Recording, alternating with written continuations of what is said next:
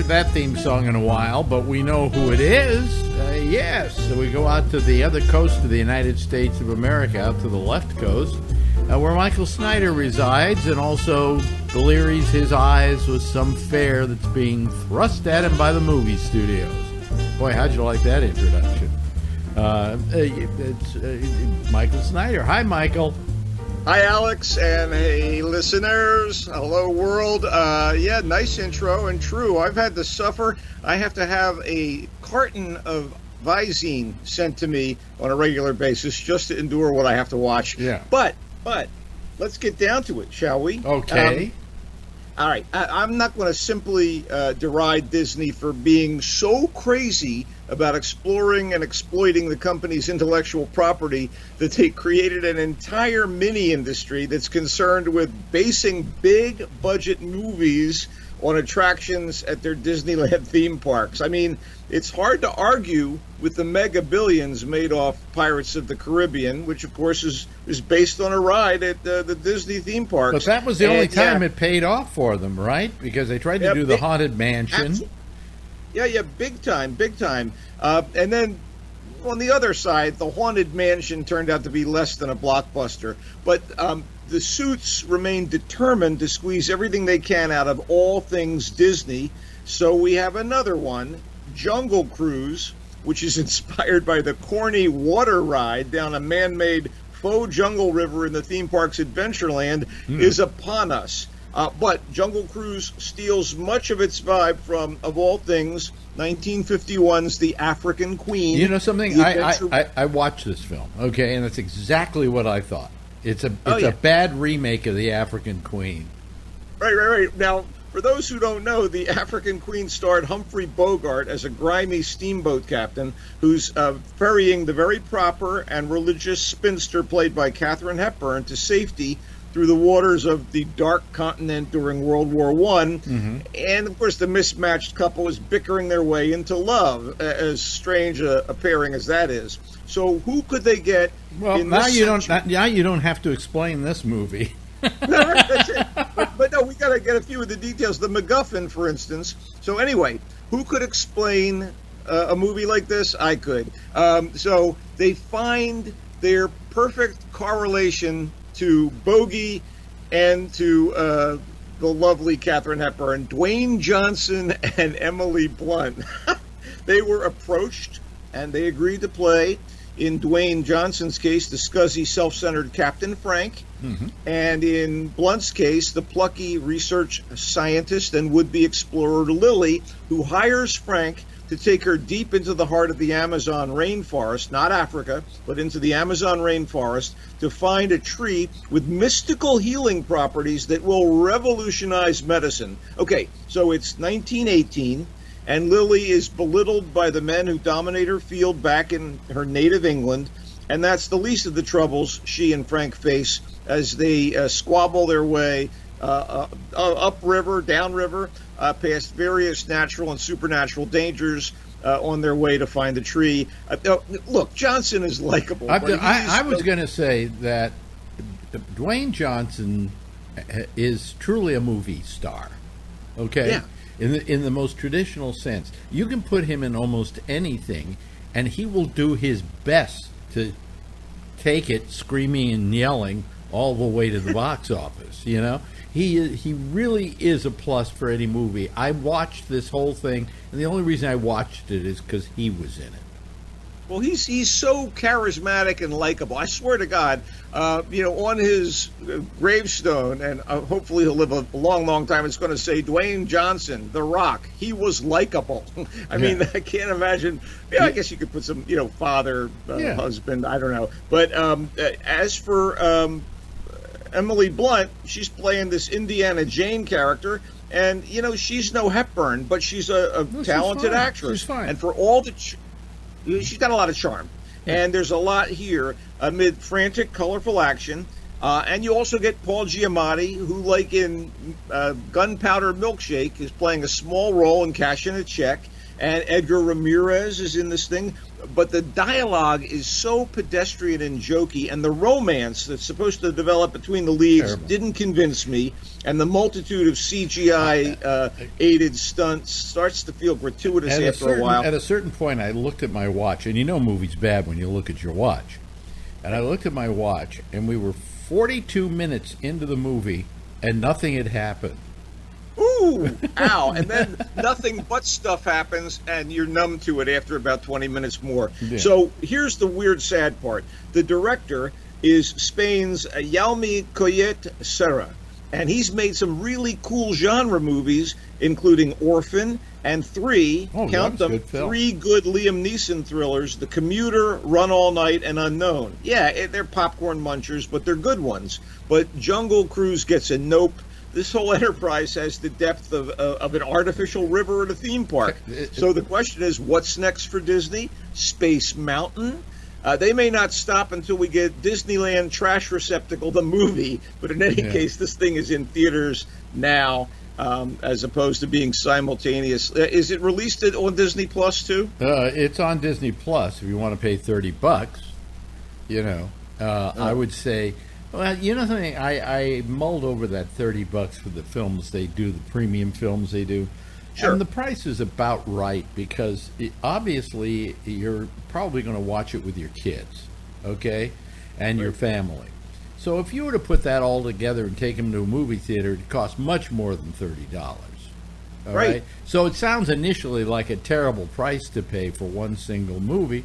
But on the other hand, you're saving the money on the popcorn, you're saving the money on traveling to and from, you're saving money on all the tickets for you and mom and the two kids, you know. You're already spending over $100.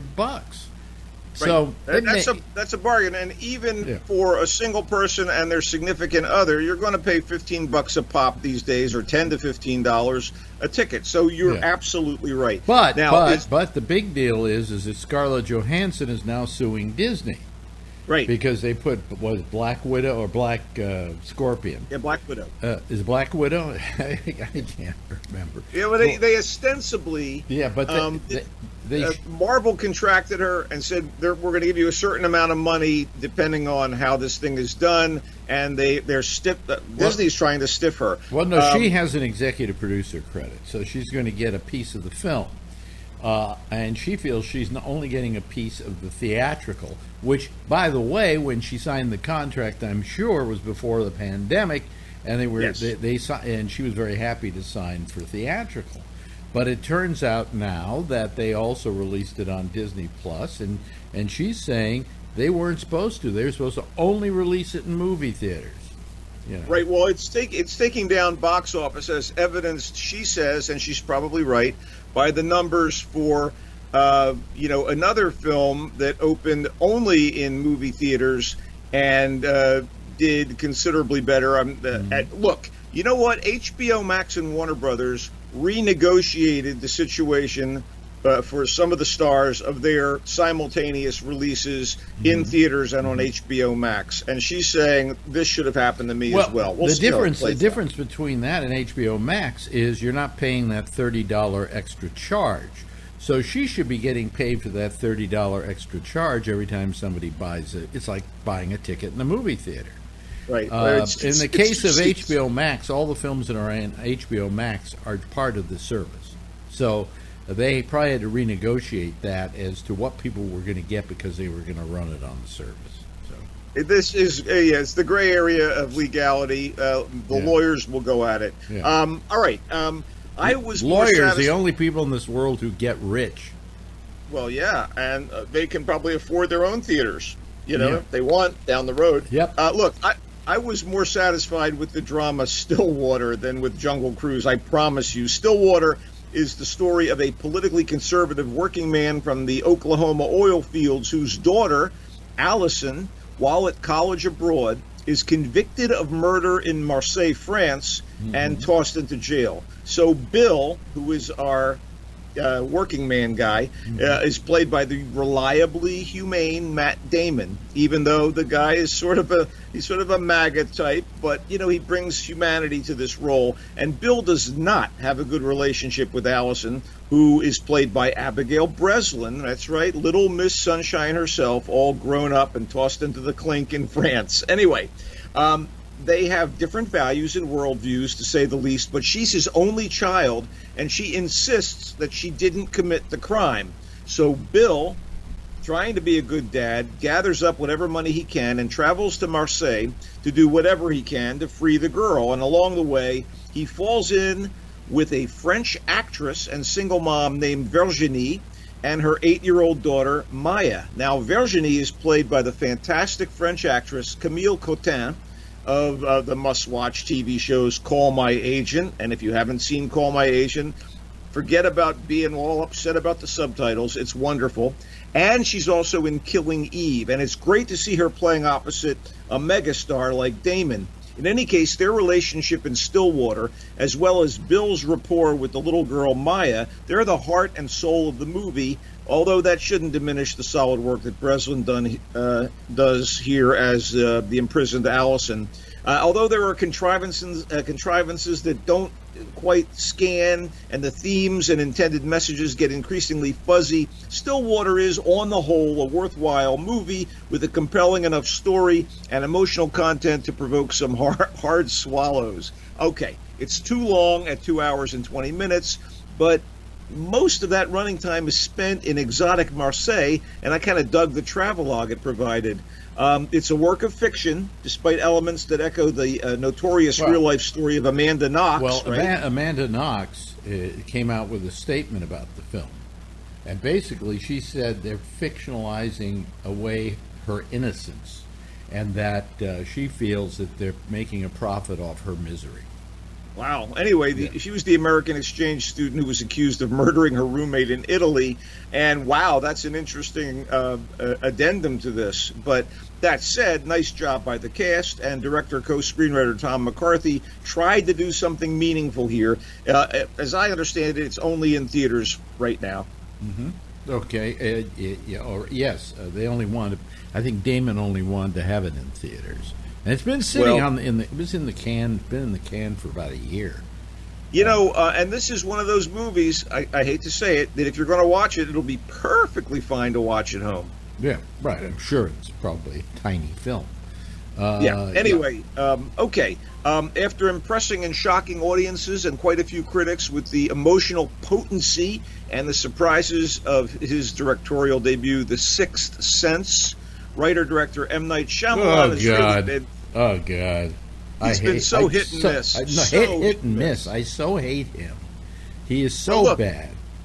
When he hits, and to me, he hit with Unbreakable, The Visit, and Split, and The Sixth Sense, period. But he's made way more movies than that. I mean, The Happening, The Last Airbender, and Glass are such misses. Well, what I hate about him too is he's got to put his name above the title, and he's not that important. He's not Alfred Hitchcock or Martin Scorsese. Well, he does think he's kind of Hitchcock since he shows up in a small role in every movie he makes. Yeah.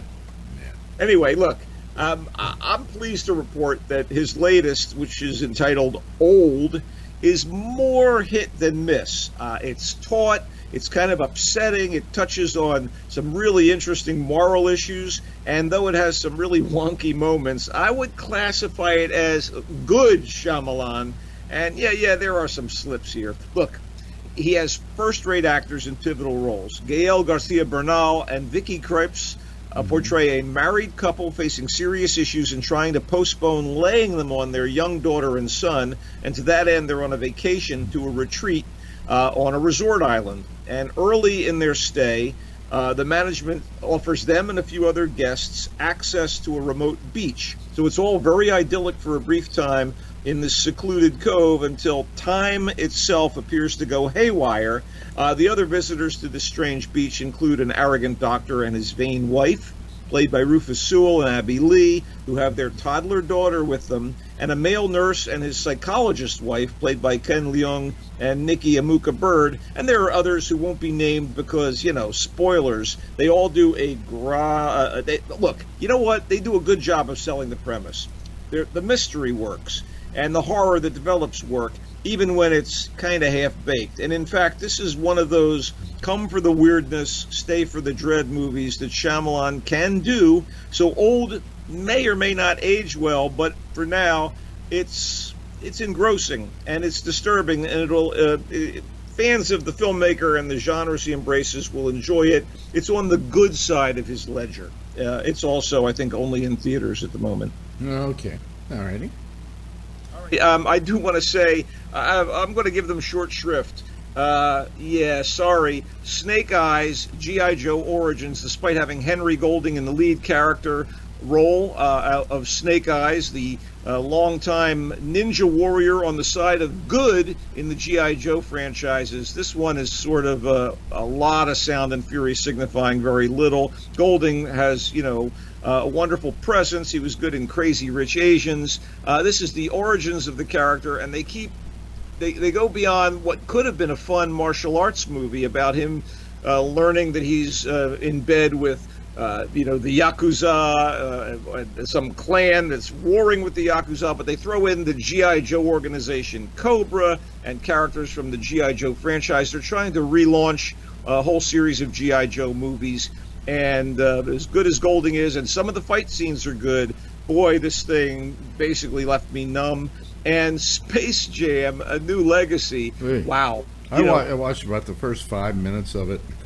I just didn't stick around for it. I'm not a fan of LeBron James, kind of a big baby on the court when things don't go his way. He's well known for acting as if he was fouled, and his acting ability, although not 4-star, is probably a skosh better than Michael Jordan, whose original Space Jam movie, pitting him into a kind of strange otherworldly battle with the Warner Brothers cartoon characters we know and love. That thing set the template, a few decades ago, and this is just an attempt to repeat it, and it is every scrap of Warner Brothers IP, intellectual property they could use, they dumped into this movie. Except for one character. Oh, Pepe Le Pew, because hashtag Pepe did it all. Pepe abused the women. Poor cat that did not know what was happening to her. Yeah, hey, listen, you know what? I don't want to make light of the hashtag Me Too. The female molesting mouse. Yeah.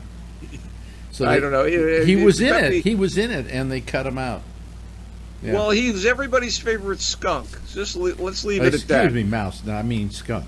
What am I saying? Yeah, well, aren't they from the same genus and species? I don't know. They're both pests. Anyway, look, it just isn't very good. And Pepe, by the way, Pepe Le Pew was one of my favorite characters.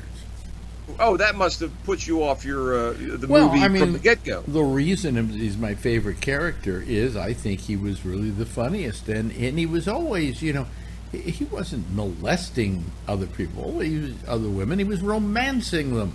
Yes, well, I always loved the fact that he was based on Maurice Chevalier, the boulevardier, romantic singer and song and dance man from France. Look, you know what?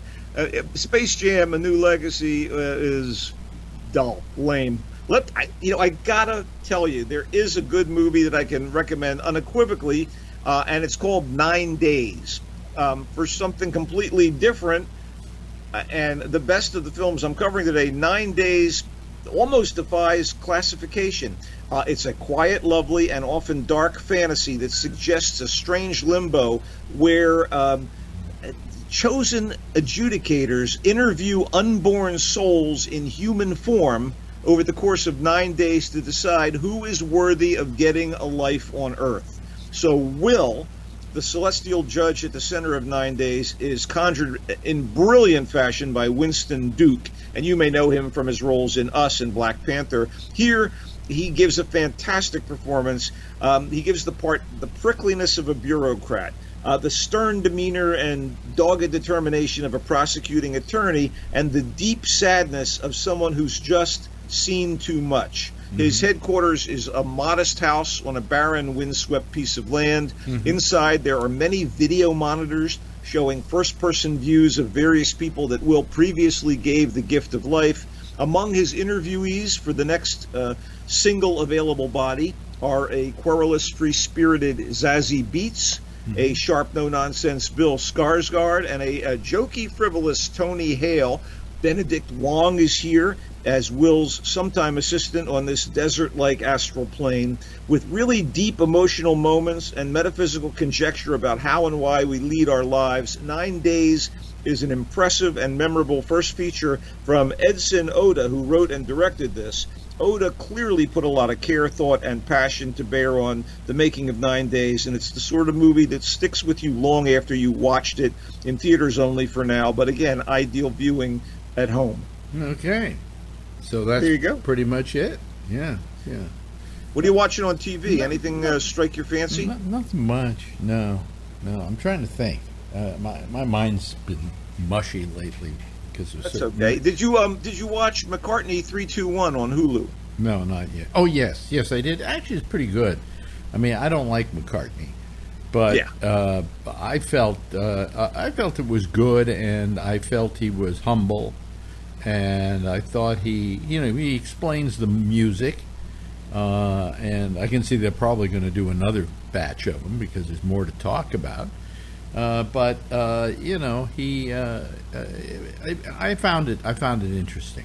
I watched all 6 half-hour episodes, very loose, anecdote-laden conversations with producer Rick Rubin about McCartney's career as a musician, all done in a studio with access to Beatles and McCartney master tapes that enable them to isolate vocal and instrumental tracks, which I thought was very, very cool. I never knew that the frantic, really stinging guitar solo in the middle of Taxman, written by George Harrison, was in fact McCartney. That was cool. Also, Ted Lasso is back with a second season. Oh God, I hate that show. Yeah, I love the warmth and the cozy humor. So it's out there with Jason Sudeikis as the American football coach, now running a British soccer team. I will say this: you may not like the humor, quote unquote, but you got to be moved by the romance depicted between the retired soccer star and the PR girl, which Brett Goldstein and Juno Tempo, but your mileage apparently varies. Yeah, I found nothing in it to grab me. Yeah. Have you watched Schmigadoon on Apple? Yeah. It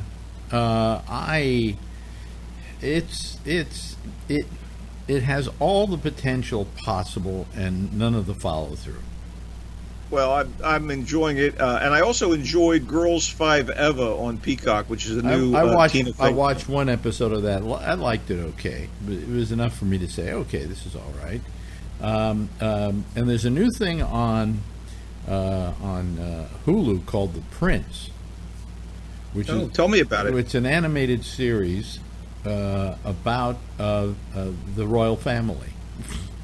Huh. And Prince Philip is in it, by the way. I think they did it before Philip died, as a guy who drools all the time and farts, and the Queen says "fuck" every other minute, and and then there's Prince Harry in Hollywood with Meghan, discovering what life is really like. It's pretty funny, and each episode's only about 15 minutes. So it really is easy to chew down. I thought it was kind of enjoyable, The CW has been playing some stuff, as I understand, either via CWC or on. I guess some of the stuff is going to broadcast. Dead Pixels, being a very funny comedy about 3 gamers, 2 British, 1 American, which I found. It's from one of the guys that was responsible for Fresh Meat, another British sitcom, and wrote for Misfits and Peep Show. I enjoy Dead Pixels, and Wellington Paranormal, which is kind of an informal spin-off of the movie What We Do in the Shadows from Jermaine Clement and Taika Waititi. It's a kind of a mockumentary about cops in Wellington, New Zealand, kind of mixing X-Files and, of course, What We Do in the Shadows vibes. And I think it's funny in places. I enjoyed it. Okay, well, I guess we've done what we got to do, and for this year. Hey, listen, we aim to inform. Yeah, well, I mean, what I'm saying, this is a long one. We did this is like 25 minutes, this one. But it was all good stuff, and we'll probably see you in a couple of weeks again, and chew down what is attempting to get into movie theaters while people are getting COVID again. It's, it never stops. Anyway, thank you, Michael. And there's You're more